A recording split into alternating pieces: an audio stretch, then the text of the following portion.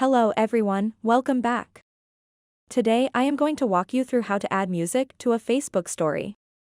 I am doing this process on an Android device, but the process should be very similar on an iOS device too. So watch this video until the very end, because you don't need any additional apps to do this. You can simply do this all within the Facebook app. So without any further ado, let's jump right in. So first of all, let's go ahead and open up our Facebook app over here, and then when you are on the Facebook homepage, what you want to do next is tap on this Create Story button over here. So now you can add a story. You can select any photo or video from your camera roll. You can also scroll through these options at the top and add any one of them. So, as you can see, there is an option to add music. If you don't see this option over here, I have a video that shows you how to troubleshoot that issue, and I'll put a link to that video in the description so that if you don't have this music option, you can watch that video and fix it. So, if you do have the music option available, simply tap on it,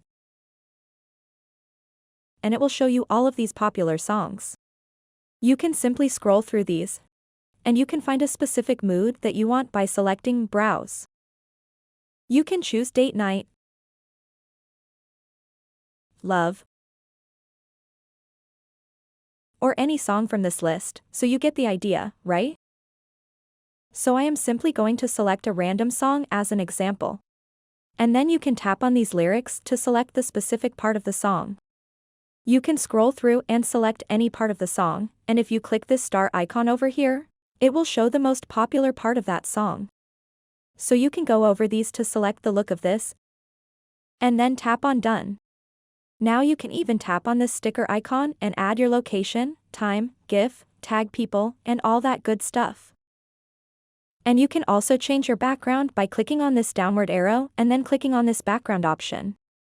Now you can select any image or video from your gallery, and you can simply share this. So that's all for this video. I hope you found this helpful.